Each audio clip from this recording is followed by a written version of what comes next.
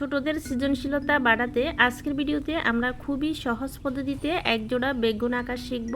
দেখতেই পারছো শুরুতেই দুটি ডিম্বাকৃতি করে শেপ দিয়ে বেগুনের গঠন তৈরি করে নিয়েছি। এবার সম্পূর্ণ ছবিতে দুটি কালার দিয়ে কালার করে নিয়েছি।